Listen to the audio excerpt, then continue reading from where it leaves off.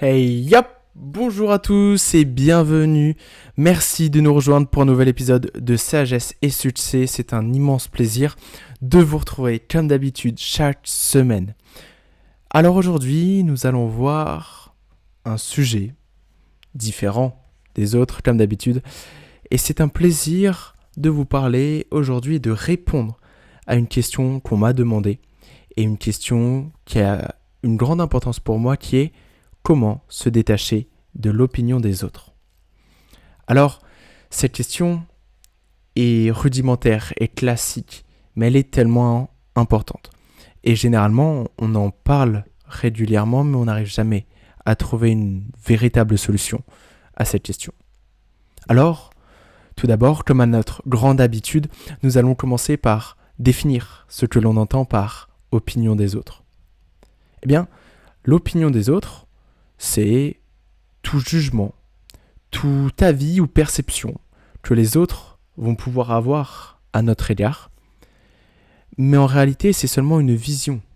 Elle peut être fausse d'ailleurs, ou elle peut être infime ou plus grande. C'est seulement une vision d'une partie de nous-mêmes. En réalité, quand nous nous comportons avec des gens, nous ne montrons jamais réellement notre vraie personnalité et nous nous montrons jamais dans l'entièreté. Nous montrons une certaine vision. C'est pour ça que parfois, en fonction du lieu, un lieu professionnel, nous allons montrer notre aspect professionnel. Nous allons montrer aussi une partie de nous-mêmes qui va matcher un peu avec la personne que nous avons en face, mais nous allons jamais tout montrer. Et donc, les gens qui vont nous juger, nous donner un avis sur nous-mêmes, sont des gens qui n'ont vu qu'un % de notre personnalité, qu'un % de la personne que nous sommes. Et c'est pour ça que nous avons des relations plus fortes avec des personnes qui ont bien plus vu notre personnalité que d'autres. Et donc il est important de comprendre que finalement l'opinion des autres, l'avis que les autres se font de nous, se base sur une vision biaisée de la réalité. Car ça va dépendre donc de la situation, ça va dépendre du contexte, de la personne que vous avez en face de vous et de votre comportement à la réaction et à la vue de cette personne ou à votre réaction à la situation précise. Alors, lorsqu'une opinion, un avis est donné, il en existe deux types. Le premier, une opinion et un avis positif. Eh bien, ça peut être un compliment, un encouragement, un soutien. Et bien évidemment, il y a le revers de la médaille, le côté négatif, les critiques, le jugement, la désapprobation, etc., etc. Pour finir un peu ce chapitre sur la définition de la question et sur la définition de l'opinion des autres, je vais vous donner une citation de Paulo Coelho qui dit « Ce que les autres pensent de vous ne vous regarde absolument pas ». Cet auteur et écrivain brésilien veut donc nous expliquer que ce qui ne nous regarde pas ne nous intéresse pas, et donc c'est des choses pour lesquelles nous ne devrions pas nous concentrer. Dans un deuxième temps, venons voir pourquoi l'opinion des autres peut être négative si nous lui donnons beaucoup trop d'importance. Car il a quand même un aspect négatif. Il y a aussi un aspect positif, mais que nous avons vaguement évoqué avant et que nous verrons sûrement après. Mais d'abord, l'impact négatif. Eh bien, sur la santé mentale. C'est évident, l'opinion des autres nous apporte et nous fait générer du stress et de l'anxiété supplémentaire.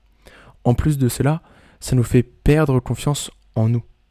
Même si l'opinion reste relativement positive, on attendra toujours une confirmation des autres pour savoir si c'est positif.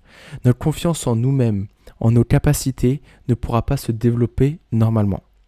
Il y a même une étude qui a été publiée dans le Journal of Anxiety Disorders qui a montré que la recherche excessive d'approbation sociale est corrélée à des niveaux plus élevés d'anxiété et de dépression.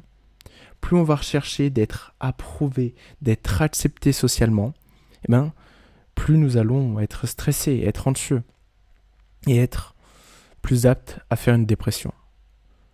De plus, il y a un empêchement de la croissance personnelle. Forcément, c'est logique. Prendre des décisions basées sur ce que les autres pensent, plutôt que ce sur quoi vous pensez, sur ce que vous êtes, eh bien, il y aura ce décalage-là. Vous n'allez pas grandir grâce à vous-même, mais grâce aux autres qui vont prendre des décisions pour vous. Une personne, par exemple, qui renonce à une passion, ou à un rêve, ou à un métier, de peur d'être jugé, de peur de désobéir à sa famille, à des amis, à sa copine, son copain. Quelqu'un qui refuse sa volonté pour passer la volonté des autres avant la sienne, c'est quelqu'un qui va être empêché de grandir tranquillement et de croître. Il y a aussi une perte indéniable d'authenticité, d'originalité. La conformité aux attentes des autres, au détriment de ses propres valeurs, et même au détriment de ses désirs. Vous perdez forcément de l'originalité. Et même finalement, ce qui vous rend beau, c'est justement votre aspect unique, votre aspect spécial. Et donc, ça ne sert à rien de vouloir ressembler à tout le monde et à personne. Car finalement, à la fin, vous vous perdez vous-même. Oscar Wilde, un célèbre écrivain irlandais, disait même « Soyez vous-même, tous les autres sont déjà pris ». Et c'est une réalité. Quand nous arrivons dans la vie, nous prenons une place. Et nous la prenons. Elle est pour nous, elle est réservée. Mais toutes les autres sont déjà occupées par d'autres personnes, d'autres individus. Donc, occupez-vous de votre place, nourrissez votre jardin, occupez-vous-en bien, faites grandir de jeunes pousses qui deviendront immenses adultes par la suite. Mais il n'y a que sur votre place que vous avez une réelle influence. Et c'est à vous de refuser toute forme d'attaque et de garder une forme de bulle de protection pour faire grandir votre place dans le monde qui est le nôtre. Alors, par la suite, dans un troisième temps, il est grand temps de comprendre réellement les raisons derrière cette influence. Déjà car, pour moi, quand on veut résoudre un problème, il faut avant tout le comprendre. Si on ne le comprend pas, on ne peut pas apporter une vraie et une solution durable à ce problème. Alors, pourquoi finalement nous avons tant besoin, tant envie d'avoir l'avis des gens, de connaître ce qu'ils pensent de nous? Eh bien, premièrement, il y a un besoin d'acceptation sociale.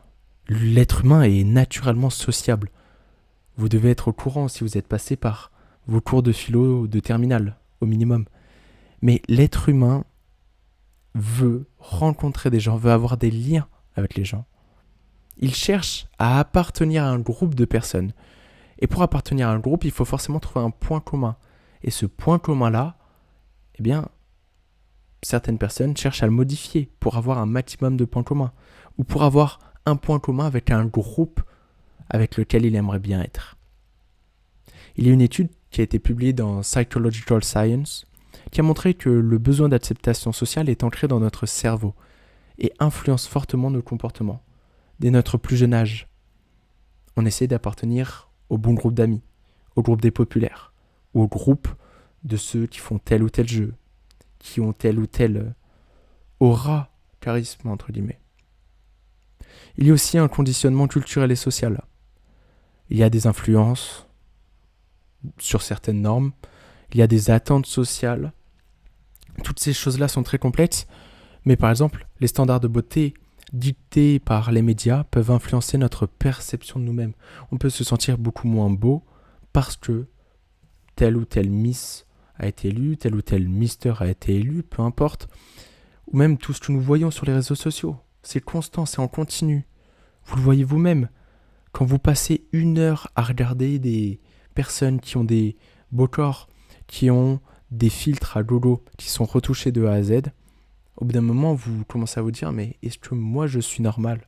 Est-ce que je ne devrais pas être comme eux ? Et pourquoi être comme eux ? Et en même temps, c'est tellement plaisant. C'est plus agréable, c'est plus confortable. Mais on est déjà très très bien comme nous le sommes. Et en fait, on essaie juste, les médias essaient juste de changer ou de transformer ce qui est la norme. Mais la norme, elle est seulement au sein de notre cerveau, au sein de nous-mêmes. Et puis, enfin, les raisons derrière cette influence, ce sont les peurs fondamentales. L'humain a peur de nombreuses choses. Tout d'abord, il a peur du rejet. Il déteste être rejeté. On déteste tous se faire rejeter. D'un groupe, déjà nos plus grandes déceptions, c'est lorsque certains amis nous rejettent, ou certaines personnes de notre famille nous rejettent. Nous avons peur aussi de l'isolement. Être seul, ça fait peur. On préfère être accompagné, surtout quand on connaît la vie, quand on connaît les difficultés que nous allons affronter. Eh bien, l'isolement fait peur. Et enfin, on a une peur fondamentale de la critique. On veut faire bien, personne ne souhaite réellement faire mal, mais forcément, de temps en temps, on fait mal pour pouvoir faire bien après. Mais on doit passer par cette étape de faire mal. Donc, toutes ces peurs-là sont normales, se comprennent, mais elles doivent s'analyser. Et elles doivent être stoppées en la contrant. Ce que nous allons voir après. Juste avant, je vous laisse avec une citation d'un anonyme. « La peur du rejet est une illusion qui nous empêche de vivre pleinement. » Eh bien, je pense que vous avez tous la confirmation ou un exemple qui vous apparaît dans la tête. Forcément, à un moment, vous avez refusé de vivre pleinement un instant parce que vous avez peur d'être rejeté, peur de montrer qui vous êtes réellement, ou peur de montrer une certaine facette qui ferait changer la vision des gens qu'ont de vous. Oh, le nombre de fois qu'on refuse de passer sur scène, qu'on refuse de faire telle blague, qu'on refuse de dire telle ou telle chose. Je pense que vous avez tout un tas d'exemples en tête. Et donc, tous ces moments-là, pensez à ce que vous avez pu rater et dites-vous que c'est quand même bien dommage. Donc, pourquoi continuer de rater des choses si vous pouvez dès maintenant en profiter un maximum? Alors, je vous encourage vraiment à analyser vos peurs, les comprendre et trouver des solutions à celles-ci. En parlant de solutions, commençons tout de suite à essayer de voir comment on va arriver à se détacher de l'opinion des autres. Tout d'abord, il faut arriver à développer la confiance et la conscience de soi. Connaître ses valeurs, ses passions, ses objectifs. Connaître qu'est-ce qui nous fait plaisir, qu'est-ce qui nous déplaît. Connaître toutes ces choses-là, j'en ai parlé déjà dans de nombreux épisodes, mais se connaître soi apporte tellement d'avantages dans la vie. On part avec confiance dans toutes les choses que nous lançons dans notre vie. Nous y allons avec ardeur, avec envie. Par exemple, je vous propose, et je vous ai déjà proposé, tenir un journal de réflexion personnelle pour vraiment identifier tous les moments où vous pouvez être fier de vous, tous les moments qui décrivent et qui détaillent vous, votre personne. Il y avait même une étude scientifique de l'Université de Californie qui a montré que la pratique de l'autoréflexion peut réduire la clarté de soi et l'impact des opinions extérieures. Car forcément, si vous-même vous arrivez à construire une opinion de vous, vous arrivez à réfléchir tous les jours et vous vous entraînez à comprendre ce qui va et ce qui ne va pas, qui vous êtes, qu'est-ce que vous aimez, qu'est-ce que vous n'aimez pas, les moments où vous êtes à l'aise et pas à l'aise. Forcément, si vous arrivez à faire cette auto-analyse, imaginez la force et la puissance que vous allez dégager. C'est énorme. Ensuite, je vous conseille de renforcer l'estime que vous avez de vous. Ah oui, c'est très difficile de s'accepter. Alors, c'est bien d'avoir conscience de qui vous êtes. Ok, je sais faire ça, j'ai telle qualité, etc. Mais il faut aussi renforcer l'estime que nous avons de nous-mêmes. Il faut aller accepter ses imperfections, accepter ses réussites, accepter tout ce que vous avez fait dans votre vie, qu'elle soit bonne ou négative. La personne que vous êtes aujourd'hui, c'est le résultat, c'est la somme de toutes vos décisions, de toutes vos actions passées. Alors, valorisez énormément vos réussites et la personne que vous êtes aujourd'hui. Acceptez-vous comme vous êtes magnifique. Une citation de Steve Jobs dit même « Votre temps est limité. Ne le gâchez pas en vivant la vie de quelqu'un d'autre. C'est généralement le plus grand problème des gens.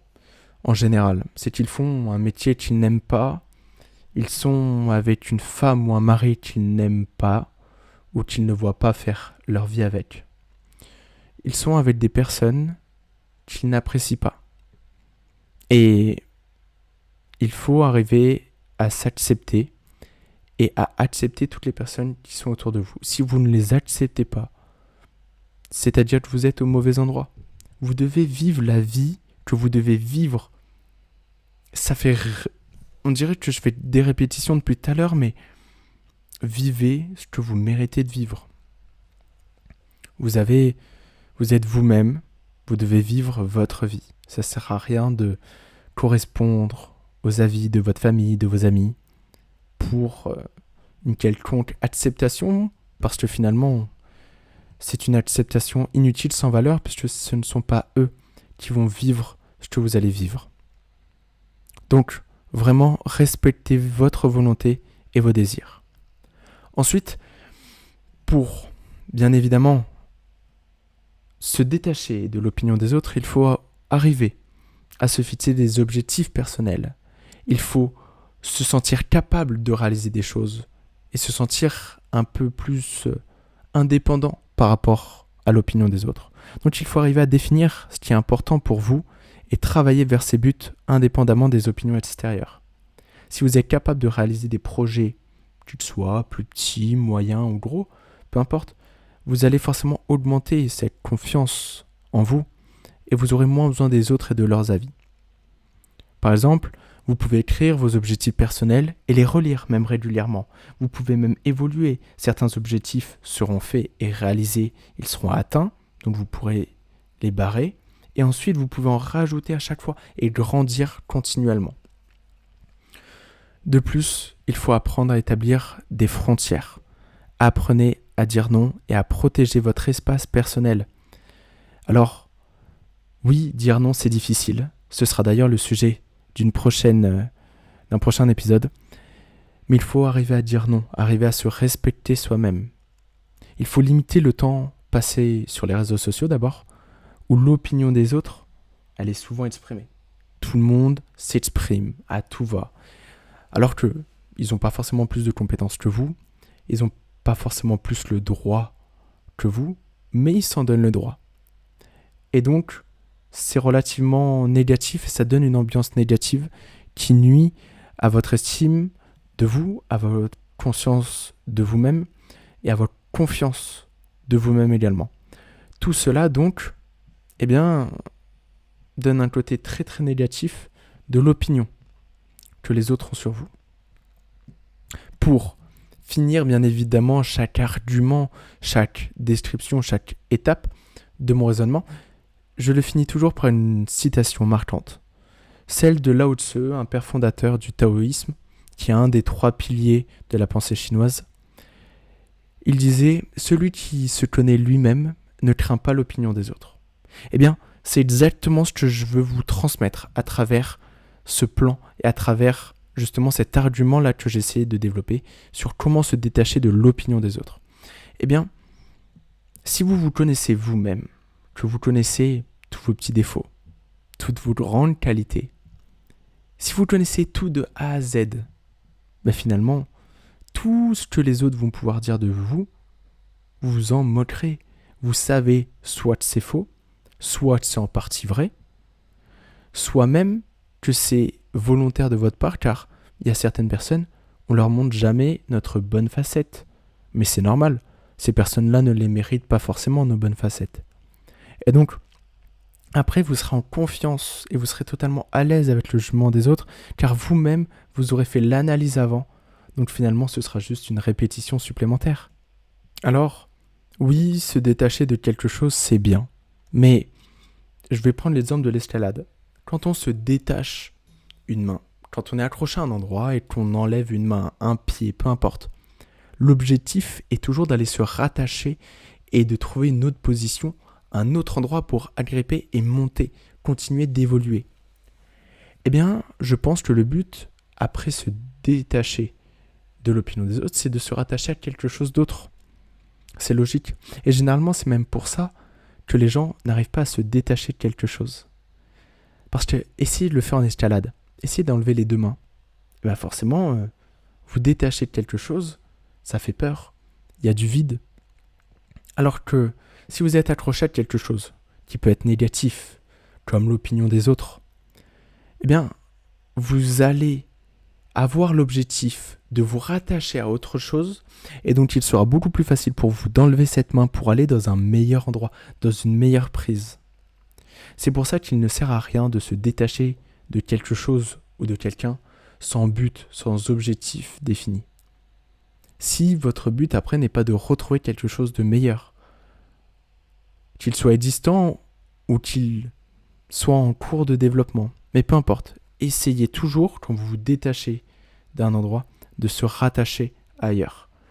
Pour être mieux, pour que vous ayez le courage suffisant de quitter le mauvais endroit et de vous trouver au bon endroit, et tout simplement pour continuer de vous développer et de grandir. Alors, pour se rattacher à quelque chose, il faut trouver quelque chose qui vous fait vibrer et trouver un support interne. Ça peut être la méditation, l'autoréflexion et d'autres pratiques d'introspective pour continuer à vous analyser et à vous comprendre et avoir de moins en moins besoin d'être accroché à cette opinion des autres. Il y a aussi le fait de cultiver des relations positives. Si vous êtes avec des gens qui vous poussent à être meilleurs, qui vous soutiennent et qui respectent vos choix, alors vous serez meilleur et vous vous pousserez vous-même à être meilleur. Je vous propose de rejoindre des groupes ou des personnes qui partagent les mêmes intérêts. Je suis actuellement dans un groupe d'amis que j'affectionne énormément. On est tous différents. Tous. On ne pense pas forcément la même chose. On n'agit pas de la même manière. On n'a pas forcément les mêmes goûts. Mais on s'apprécie énormément. On passe énormément de bon temps ensemble. Parce que il y a une forme de respect. Il y a une forme d'honnêteté et de franchise. Et on se pousse toujours à être meilleur et à aller réaliser nos rêves. Et donc ça crée une bulle ultra positive qui fait qu'on se pousse toujours à se lancer dans ce que nous aimons et à respecter nos envies personnelles. Et pour cela, j'apprécie vivre chaque instant avec eux. Et je vous recommande et je vous souhaite de trouver des personnes comme ça. Vous en avez peut-être déjà, mais vraiment, vivez-le, c'est incroyable. Alors, de plus, il existe le fait de trouver ou de vous engager dans des activités qui représentent quelque chose pour vous. Quelque chose qui vous fait vibrer. Un hobby, ça peut être du sport, ça peut être un projet personnel, ça peut être du bénévolat, ça peut être artistique, etc., etc. Il faut trouver des choses qui vous apportent de la satisfaction et du sens. Par exemple, il faut s'impliquer dans une chose qui vous tient à cœur. Soit dans une association, soit vraiment dans un sport. Allez vous engager à 3000% dans une pièce de théâtre. Tout cela va vous faire vibrer. Et même Steve Jobs disait, la seule façon de faire du bon travail, c'est d'aimer ce que vous faites. Alors, aimez vraiment ce que vous faites, et c'est là où vous allez être les meilleurs. Et quand vous allez être les meilleurs, vous allez augmenter votre confiance en soi, votre estime de vous-même. Et c'est là où vous allez vraiment vous détacher de l'opinion des autres, et vous allez vous rattacher à quelque chose d'autre qui vous rendra plus fort. Vous aurez une estime totale de vous-même, et donc vous pourrez vivre pleinement votre vie que vous méritez. Pour conclure finalement cet épisode, eh bien, merci déjà de continuer de me suivre, de continuer de m'écouter. Ça me fait plaisir. Et maintenant, c'est à moi de vous encourager à passer à l'action. Je vous invite tous à faire cette introspection, à réfléchir à tous les conseils que je vous ai partagés, à réfléchir peut-être à d'autres solutions que vous pouvez vous-même créer en réfléchissant aux problèmes. En tout cas, je vous souhaite le meilleur, je vous souhaite d'y arriver. J'en suis même persuadé que vous allez y arriver avec du courage et de la volonté. Je vais finir par une citation de Nicolas Chamfort. La liberté, c'est de n'avoir pas besoin de l'approbation des autres. Donc, Soyez libre, restez libre ou devenez-le.